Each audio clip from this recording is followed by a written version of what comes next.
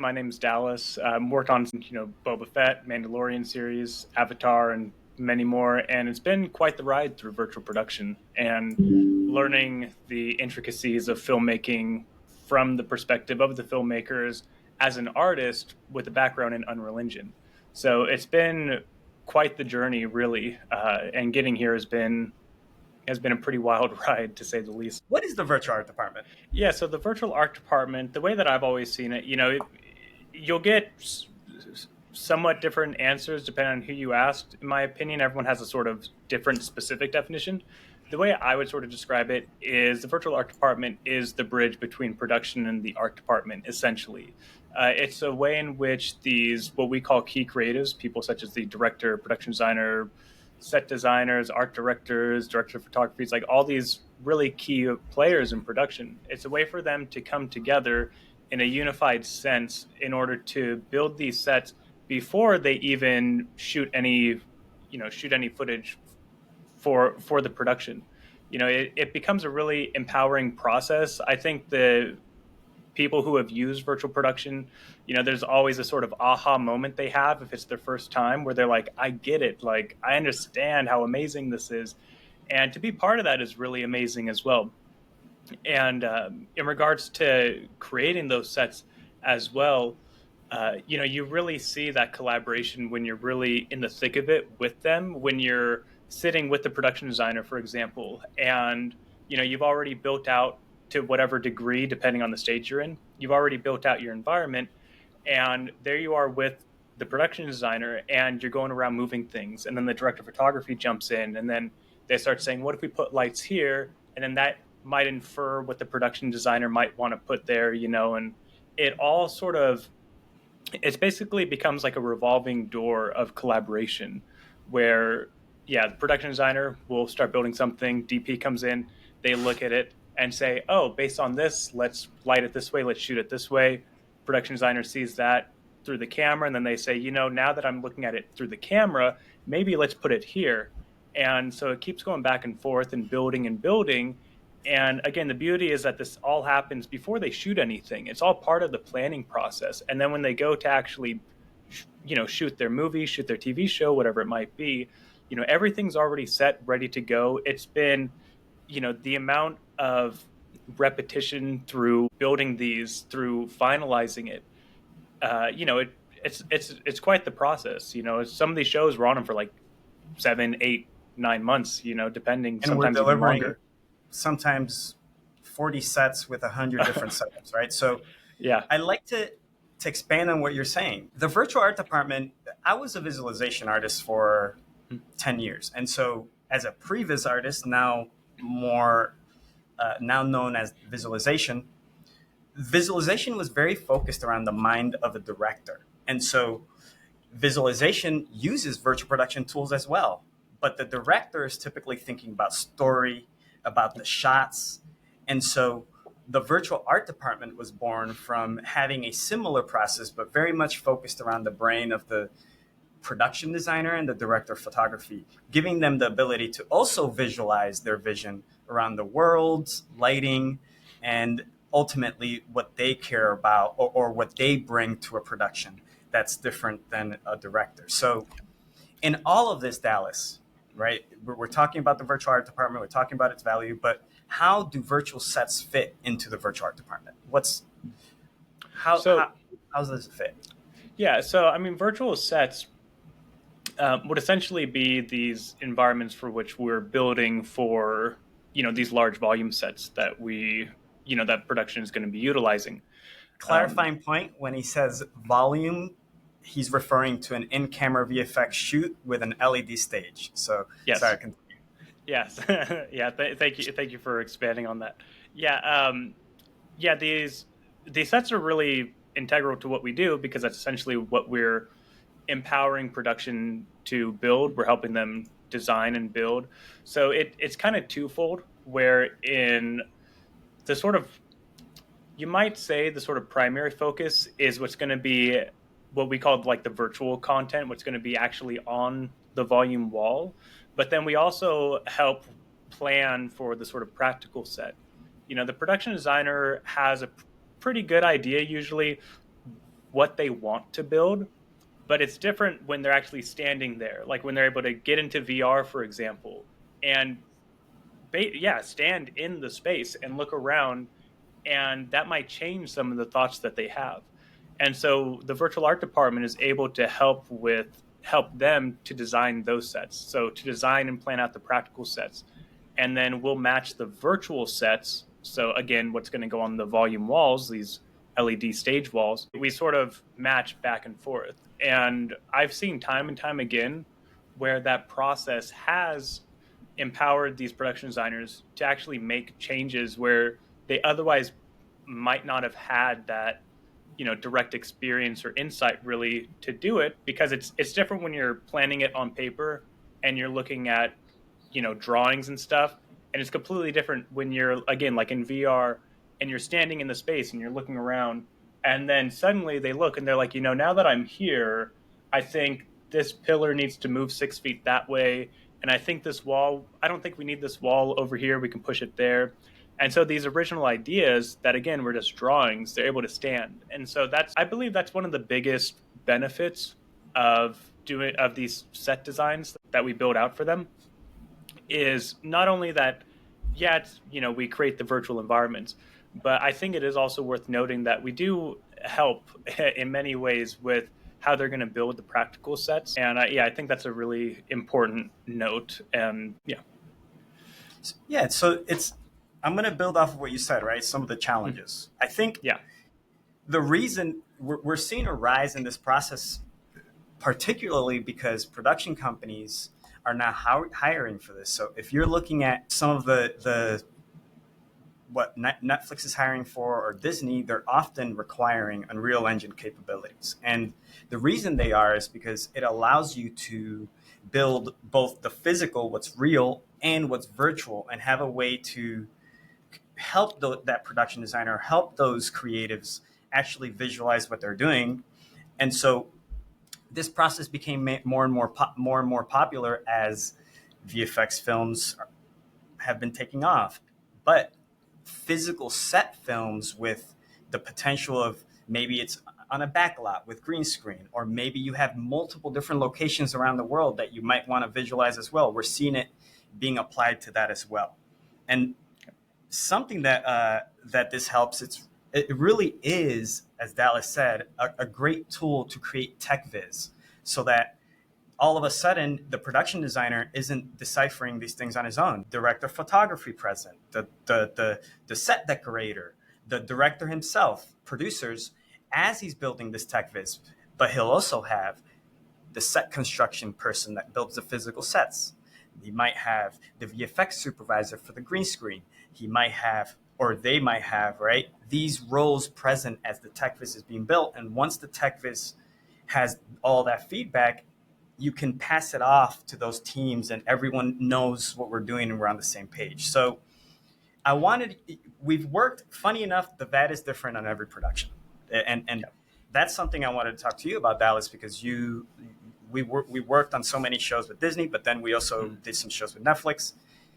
What are can you identify maybe some of the challenges that we've had to face in the VAD, and maybe even compare it Netflix versus Disney and how they're different? I don't know if that's something you could. I'll see. I mean, I can feel the red dots from Disney aiming at me right now, so I'll try to speak to the extent that I can. But one of the things, before getting into this industry, I thought I knew how movies were made, and working in it, you start to learn more of the minutia. So what I'm getting towards is one of the things,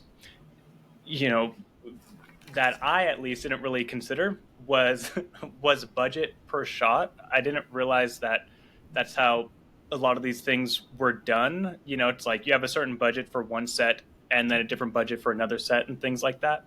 And so I remember one of the initial things, for me at least, that I knew that I had to adjust to, basically was that for example, on one of the shows, I made a door that I believe they were going to make a practical door based off it or something like that. They were going to have to build it, but it was part of the virtual set, and I built it, I textured it, and the production designers said, the store looks great, we love the store, but we can't make the store. And I was really confused by that. And I was like, what do you mean? And they said we don't have the said something like they don't have the necessary paints or something to make it. We don't have the budget for the paint, I believe was the response. And I never even considered that would ever be a response. And you're working on these shows, these movies, and they have like $100 million budgets, and yet, so I remember I was taken aback, and I was like, wait, you can't afford the paint. What do you mean? And it wasn't until a little bit later, and seeing that sort of trend on various projects, that I realized, like, oh, budget is actually a thing. Like, yeah, I'm an artist and I'm making cool things, but when it comes to building assets that are going to be referenced or potentially utilized for practical set, I can't just build anything. There are considerations in mind, and sometimes you have to adjust to specific concessions that had to be made on a production. For example, I remember a set we worked on where we had these beautiful pillars in this grand hall, and they were gorgeous and ornate. And I think later on during production, we had to come back to that set because they found out that, because of everything else going on, they can't really build those exact pillars. They have to redesign it. And we had to match what they had to build. And so we couldn't just keep our beautiful ornate pillars. We had to match what they were making. And so that's probably one of the challenges that I don't think people really, at least as an artist, I don't think an artist really thinks about, is that you are working on a show with a budget. And yes, as the virtual artist, you get to just make beautiful environments in a 3D engine, and it doesn't really, cost you anything but time. You don't have to worry about your budget, necessarily. Maybe the studio does, but as the artist, you don't, until you work on these projects, and you realize those things. I like the points you're making. I actually want to add on top of that, right? I think it's a misconception from people that are trying to adopt this process that you're just trying to get Unreal Engine environment artists. And I think anyone that is just getting Unreal Engine environment artists is up for surprise, because there is a lot to learn to be effective as a filmmaker and also an Unreal Engine environment artist. So one of the things that is a misconception is that a virtual set designer is not just building a beautiful set that's photoreal for a stage. Similar to a set designer needs to design a set that can be both created with real material, but also that can service the story. And as virtual set designers, every step of the way, we are creating tech viz, and we are conforming to the rules of the production. And that's why the VAD is under the art department in pre-production, because you'll find that some of the most effective projects that we've had, the production designer even provides us with palettes. They'll bring over real dirt and have us take pictures of the dirt and measure the color. They'll bring over real material, like you said, so that we can paint that door, so that we can actually conform. And then that allows us to collaborate directly with the set designer on the physical set, and or directly with the VFX supervisor on the parts that would go to VFX, because similarly, there's VFX restrictions that we're keeping in mind. And all of that is accounted for inside of the tech viz that we're talking about. So again, as someone that was a previous artist and did a lot of tech viz for visualization around the mind of a director, when you're doing tech viz around the mind of a director, you're really focused on the camera, and you're focused on the action of the heroes, the actors. When you're doing tech viz with a virtual art department, the concerns of the production designer around how they're going to build those worlds, and also how much of it needs to be built. Because if you're going to make it cheaper, how much of it's going to be built is a big aspect to it, and what material is always a consideration. And to solve how much is going to be built, that's when we bring in the director of photography, so that they can also collaborate in this process. And, I think that's one of our biggest challenges. It is those creative reviews. Yeah, and one thing that it's something that I almost do automatically now, and I think it's something to kind of, if you want to be an artist in virtual production at a sort of a high level of it, taking things into account as to when you're building your environments, um, build them optimally. And I don't just mean frame rate wise. Of course, we all want to make optimized environments, but I mean when you're working on environments, think of what would be the materials that they would have to utilize to build this. It's one of the first things I think about on any project. Anytime I get handed concept art and they say, "Hey, this is the environment we're making. This is the scene. This is what we want to build." And my first question is is really how can we build this most optimally? So, for if it's like a really rocky ground, for example, how can we build this without production having to either build or rent or ship in, a bunch of rocks, because that gets expensive. It's it's something that I think as an artist, again, as an artist, these are things that you don't often think about, but ultimately, what you want to train within yourself to become from an Unreal Engine artist as you get into virtual production, into the virtual art department, is to become more of a filmmaker. So that's one of the first things you really told me when I first got here, was to think like a filmmaker. So you're not just an Unreal Engine artist anymore. You're not just a game artist anymore, right? You're a filmmaker. So we need to start thinking like filmmakers. And when you're what really helps that, really, is when you're working on these shows, at the same time that you're offering and extending your expertise and what you know how to do, you're also getting like a master class in filmmaking, because you're learning from from people who are at the top of their game, people like Andrew Jones, like amazing production designer. Yeah, individuals that are just at the top of their game in what they do. And I gotta say, being in those meetings, I know you've been in those meetings, and being in those meetings where you have everyone, where you have the director, production designer, the DP, everyone, and you just want to like, I mean, I've had to sit there and like operate the scene and move things around with everyone in there, but so many times, like, I just kind of want to like sit back and just like listen to them, because it's so interesting how they all interact. And it, again, it becomes a masterclass in filmmaking. You understand, you begin to learn what all the roles are. What does each role want to see? When you're meeting with the director, like, how should you be prepared for that? When you're meeting with the production designer, like, what should you have prepared? The DP, like, all these individuals. But yeah, so being a successful virtual production artist, or yeah, artist within the virtual art department, I believe is someone who has a firm grasp on filmmaking, someone who essentially is a virtual filmmaker, which I believe that's a term that you've also said before, is become a No, virtual I filmmaker. truly believe in that.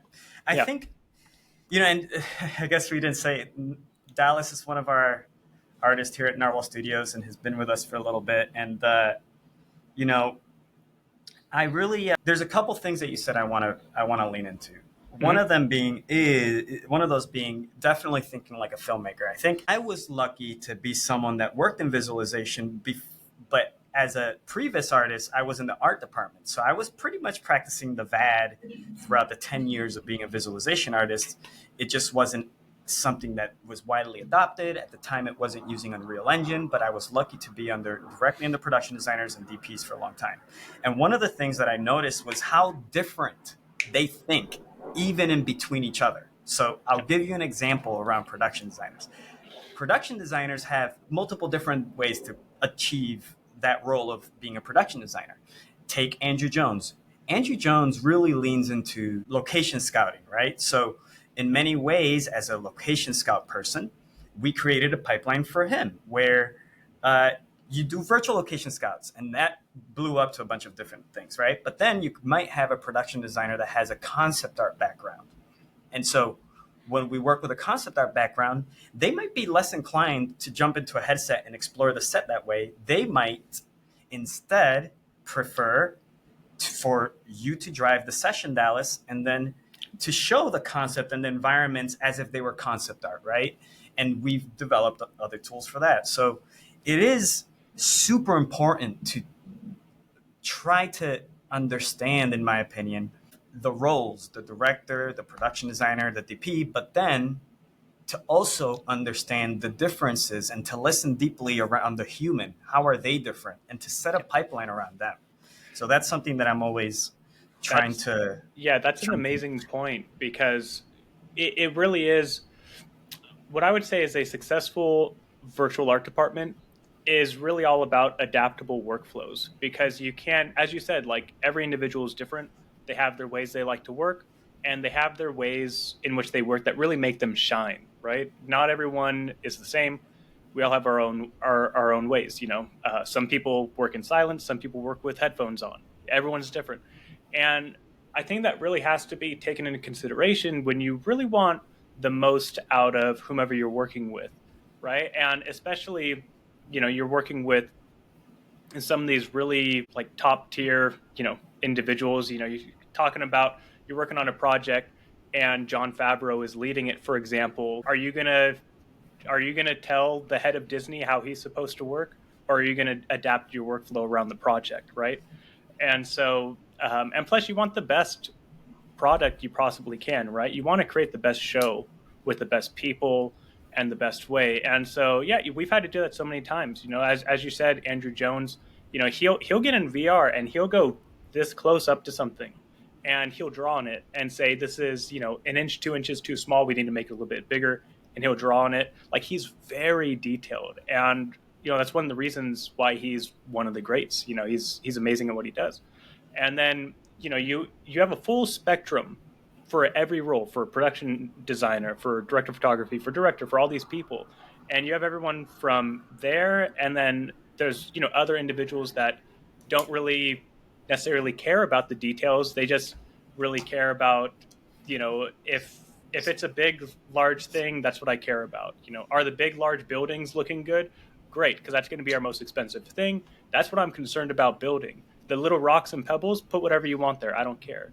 And so you have people from if that end and that end, and then everyone in between, and people that love VR, as you mentioned, people that can't stand it. You know, we've had directors that get in VR and they're like, you know, I have to take a Dramamine. I can't do this, you know? So you have to adapt the workflow. You can't just force people into something. And the virtual art department, again, in my experience, and I know the way that we've done it, and I truly believe is the way it should be done, is to keep it malleable. Because as we've said, not every project is the same. Every project is so different.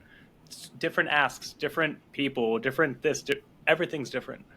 And we have to adapt to that. And oftentimes we're looked at as the experts in virtual production. You know, some productions, you know, like Star Wars, for example, they've been doing it for a long time. They know how to utilize the technology. Other projects, maybe they've used it once, maybe they've never used it. Maybe the entire production team is brand new to virtual production. And so it then becomes your responsibility to be the expert in the room. You know, if they have an ask that either can't be done or is difficult to do, you know, let it be known. Or if they come to you with questions like, you know, will this work in a volume set? You know, it's up to you. And so that is another cool thing is being able to actually collaborate with production staff. Like those pre-light meetings are so like as a lighting artist and being in those meetings with the director of photography and you know you're in there just one on one usually with them. Maybe there's an extra person or two, and it becomes a collaboration, right? Where very rarely have I been in a situation where they just say, "Hey, move this, move that, do this, do that." It's usually, "Hey, can we move this light over here?" "Yeah, sure." And then they'll say, "What do you think about that?" And in the back of my head, I'll sometimes think like, "What do you mean? What do I think of it?" Like you're the expert, but then you remind yourself, "Wait, in this field, I'm the expert." You know, there, which is kind of yeah, it's like And I'm we are the facilitators, right? yeah, yeah, We're here to, and I think that's a major facilitate that. point, psychological point that is different than how it used to be, right? Before Hmm. technology, it was pretty difficult, and you had to give people very restrictive rules on how to work with it. But now with real time and how fast things are, you are able to collaborate with those Yeah. creatives, and they're able to give their vision.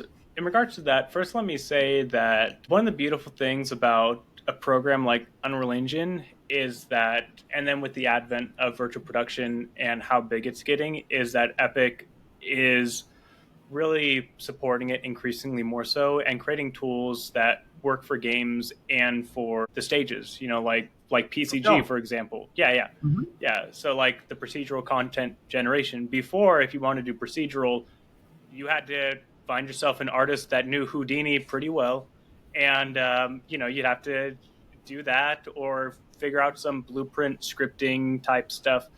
But now that's becoming a lot easier. And procedure, there's so much value in the procedural stuff. I'll say first and foremost, because oftentimes, well, I'll say every time, at least in my experience when we're working on these environments, we want to make them as easy to iterate as possible.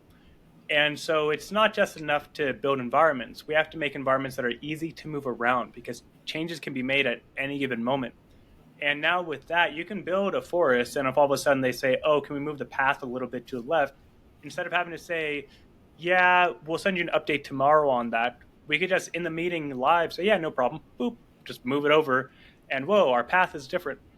So that's really helping. I think the next big leap seems to be more like real time effects, which oftentimes we are building environments, right? And I don't think, well, when you're building environments, one thing you have to keep in mind as you're sort of finalizing your environment is your environment needs to feel alive, right? Like look alive, right? Is that term you like to use? Yeah, Look and look alive. alive is a Yeah. term in film. So whenever you're creating a set, a physical set, often you'll hear during the shoot, all right, look alive. Let's get the look alive Hmm. going. And the look alive really means the background actors walking around. Maybe they'll turn on the fans so the flags go. That's the live action version. And so when we talk about look alive, virtual look alive, we are talking about adding life to those worlds, those environments that are on the LED screen in the background. And through that, he's talking about effects because a part of look alive when you're looking at a live action, if you have fires in the background or wind, that's a lot of Hmm. what we are applying virtual effects to make those backgrounds have the same Yeah. feeling Yeah. of looking alive. And the technology around that is getting better. It's getting faster. Like now with like 5.3, you can more easily, I'll say more easily, so it's not easy, but it's easier. You can more easily utilize VDBs, volumetric, those volumetric systems. And so you can get like real three-dimensional smoke, for example, that interacts with light and all those different things. And before, that was an issue actually when we were in 427 and we were on, I believe it was Book of Boba Fett in the mines. And initially we were going to have some steam flowing up from the mines. But the problem was with the steam is that getting it to interact with the light, because it was a 2D plane, and we used some trickery to sort of fake the three-dimensional lighting, but it wasn't true three-dimensional lighting. And I remember we ended up taking them out, and I remember Andrew Jones was looking at it, and I can't remember his exact words, so I'll kind of paraphrase, but essentially it was that they look good, but it's not quite there yet. And I believe that's part of the technology. The technology just wasn't quite, it's almost there, but it's not quite there yet. And the volumetric stuff, right as it stands, isn't as optimal. So unless you have a pretty large berth for a VFX budget on your set, it's probably not optimal to utilize that just yet. But I believe that's something that's sort of getting there, as well as like water effects, like traditionally making oceans, for example. Another thing we had to change on. I can't remember which shot it was, but um, I think it was season 3 of Mandalorian. There's a scene where they're looking out and you see an ocean. And initially, the idea was, well, it's just going to be kind of like a flat ocean, so we'll kind of do it in Unreal Engine. But then they wanted it to look a little bit more dynamic, and in Unreal Engine, it was just getting it to look exactly how they wanted it was was just a tall order, because in 427 making water like that was quite the tall order itself. It's like building a playground, it's because we're building these worlds for everyone to play in, right? And it allows someone like John Favreau to go in there with the Xbox controller, move things around. The DP is there with his iPad, production designer's there with the VR. It's almost like we're all you facilitate the environment for these creatives to not only do their jobs effectively, but to do it in a creative space, right? Like creative being key. Like that's a fun interactive environment. And those and again, those meetings are really fun to see, that like to see the production designer, director, like to see everyone like in VR and all that stuff. And then they're getting all giddy, like they'll make jokes and start laughing and they're all having a good time. Like, you're in like a snowy environment. They're like pretending to throw snowballs at each other. On the surface, it's like it's just a bunch of people having fun, but at the same time, it's getting those creative juices flowing, right? Because you're no longer having to think about, like, once you're standing in those worlds in VR, your brain starts to wander and starts to think in this fantastical way because you're in this fantastical world.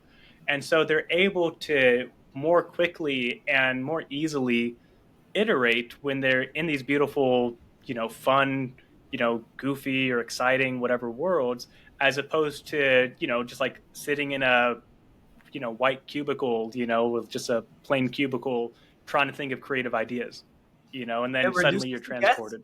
reduces Yeah. the guessing, right? Yeah. If you're when you engage a script and you read it, every person has a visual that's completely different than the person next to them. Hmm. Then you create concept art. It gets you closer. Then if you have a team like ours, you're able to create concept art, but in real-time engine in 3D. It gets you even closer. And so that's a lot of what the process is built around, both around previs and visualization for the director and for the virtual art department for the art department and those that collaborate with them. Now, if you were going to talk about a misconception, a misconception around this process that you feel like is worth mentioning, what would that be? The first thing that comes to my mind every time I think about misconceptions is that Unreal Engine can do anything. We see these beautiful tech demos, right? And Epic will release this and that, and everyone's like, "Oh my god!" Like photoreal this and photoreal that, and max frame rates, and we have no more worries anymore. And everyone jumps and cheers, and then you get into the thick of it, and you're like, concessions have to be made.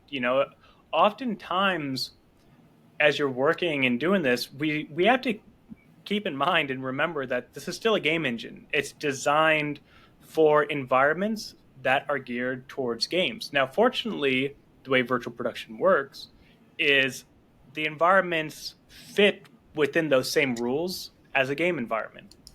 That being said, there are still concessions that often have to be made. And even with Nanite, even with Lumen, there's still drawbacks. There's still drawbacks to real-time lighting. We still bake lighting for some sets. Just because we have Lumen and it's real time and it's beautiful and real-time GI, sometimes your environment is being hindered by Lumen and you're better off baking it. Like interior environments, for example, still, even for like my personal work, I'll still bake interior environments because, honest to God, they just look better than Lumen. And that's something that I think is worth mentioning. And I believe that a lot of newer productions, getting in and seeing the allure, they see the highlight reel of Unreal Engine, they see the beautiful environments, and they think, I want those in my movie, and I want to use virtual production. And I'm just going to hire an art department, and they're going to make this.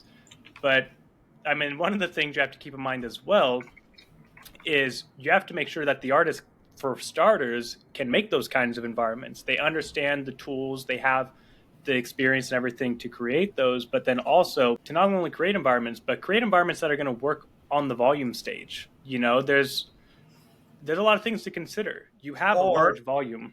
Or create an environment that is representative of what The construction team needs to know. The Yeah. director of photography already gave his Yep. feedback. The production designer, the producers, the director, the set decorator, foliage, Yep. etc. It It's a lot. is the creative reviews are where you get that sync, and Yep. keeping them in mind is super important. Yeah, and it's not just the limitations of the game engine, but it's limitations of the technology around virtual production. So, for example, an easy example, and I've heard mixed reviews from people that this has been fixed to some degree, but back on one of the shows that I probably shouldn't mention, but it was one of those shows that was listed earlier, I'll say that. And there was a scene where they wanted to use a lot of fog. And the scene was basically just in Unreal Engine was basically just a flat, snowy environment and just a bunch of fog. And then they realized like, hey, like the tracking kind of goes a little weird when there's too much fog. And then on top of that, the LED stage is an LED stage. It emits light. And if you fill it with fog, right there's going to be like a bright fall off right at the screen. So the fog's going to be really bright, and then there'll be a fall off, and that's not how it looked in the engine. And so Mm. matching the fog to the fog can be kind of a thing. And so there are still concessions that have to be made. And even if you can do something in the engine, that doesn't necessarily mean that it's something that should be done in the engine. Like that's better off as a post effect, or things like fire, for example. If they're going to be, usually they'll end up having to like match fire in VFX because it's kind of dangerous to have a bunch of torches in an enclosed LED room. So usually what we'll do is for like the reviews, we'll put some like fire emitters, but ultimately it becomes more of like a timed light thing that they'll sync up, and then every fire will be a VFX fire. So then, And Unreal Engine is not good for everything, right? yeah, But yeah, what it is good for is for planning.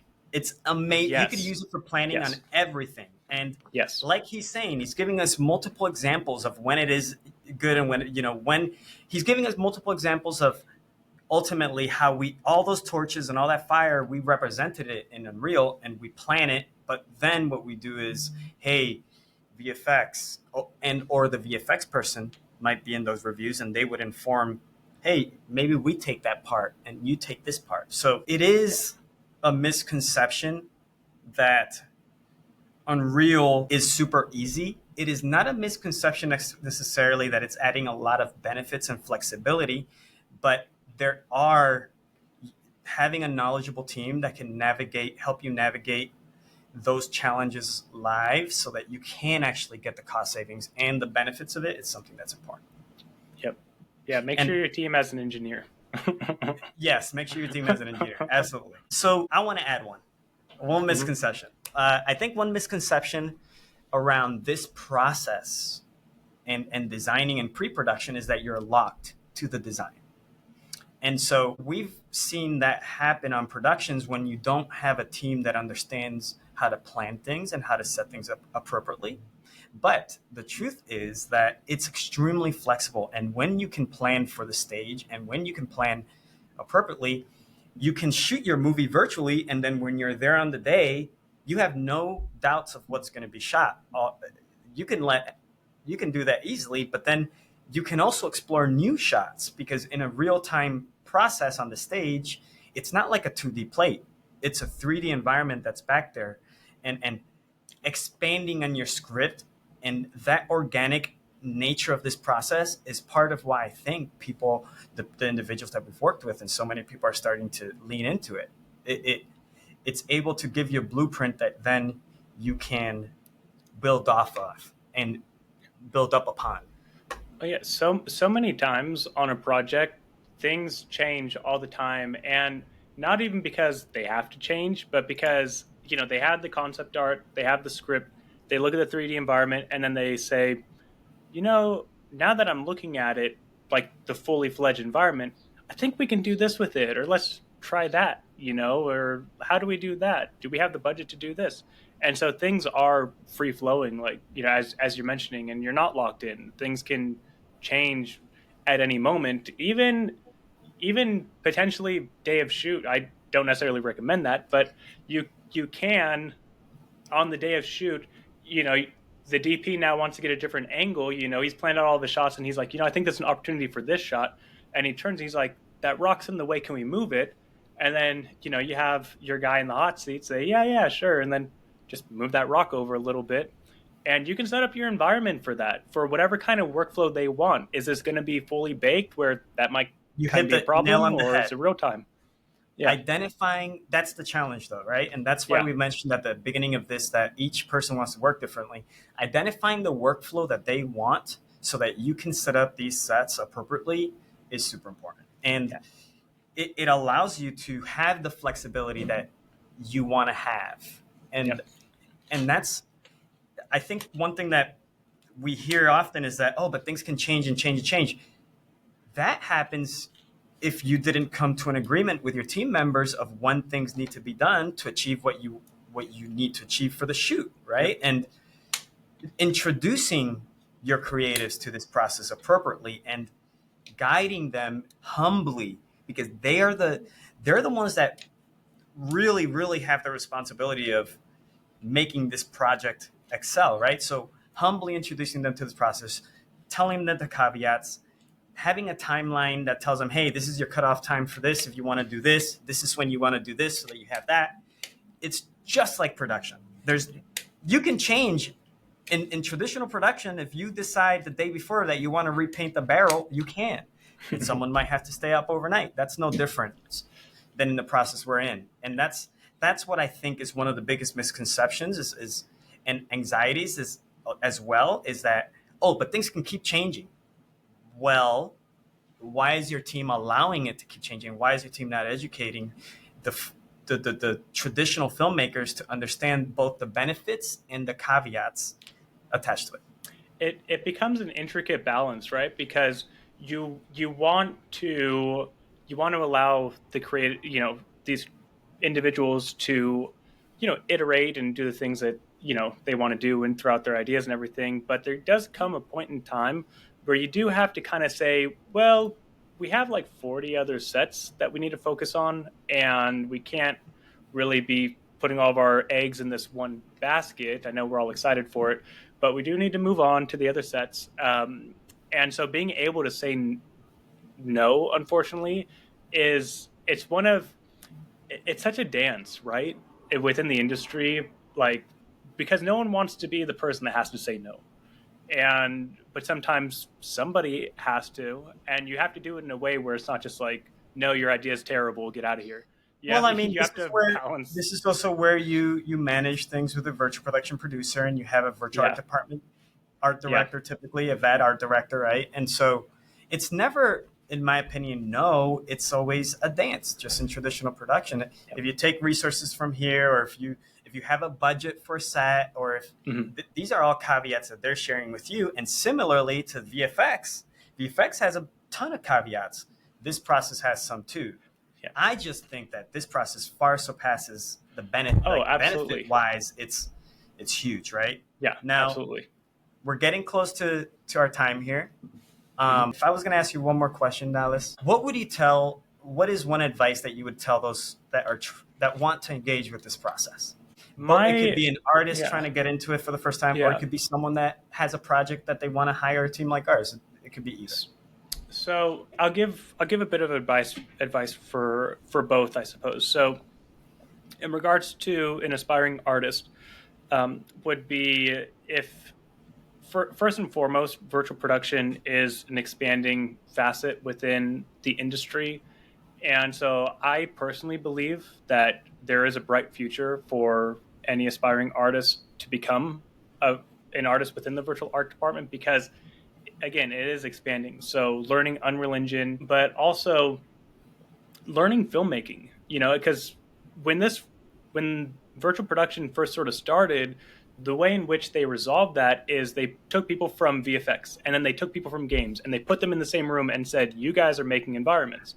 And everyone said, okay, so they took filmmakers and they took game artists, and becoming the perfect sort of blend of both, I think, is really like finding that sweet spot. I think is where the people who are successful artists in virtual production maintain their success within virtual production because they understand both sides of it. And so that's definitely something that I would suggest is if you are really big as a filmmaker, if you're a writer, director, and you understand cameras and stuff, but you want to be an artist, just pick up Unreal Engine, start learning a little bit of games and how those are made. If you're a game artist, study film, start looking at, some of the greats, and learning about cameras and all that stuff. Start learning the filmmaking process. What's a production designer?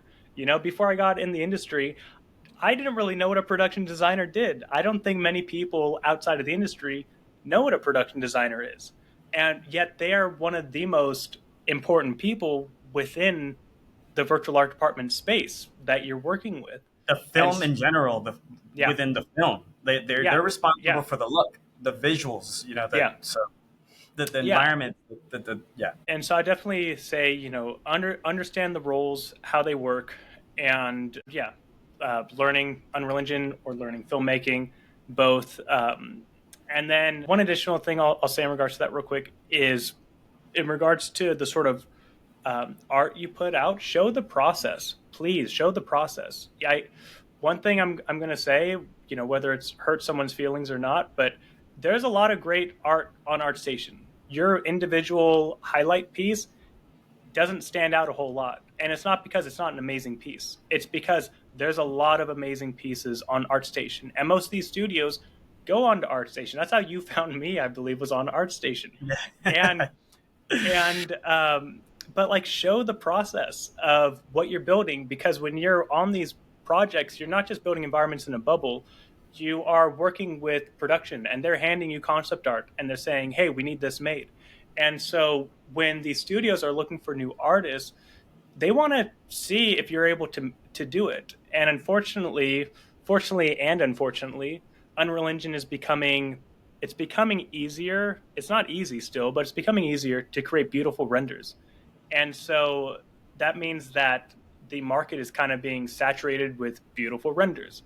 But if you can show the breakdown, show, hey, this is the concept art, this is the block out, this is phase 1, 2, this is the final, and then people can see how your brain works, and they can see how did they get from point A to point B, what sort of techniques did they use, and that helps so much. That will help you shine. Someone who can, maybe your environment isn't the most gorgeous award winning environment, it's not on Epic Showcase or whatever, but you show the process. I can almost guarantee that is going to get you an offer above the guy that just has the one pretty render, even if it was on Epic Showcase.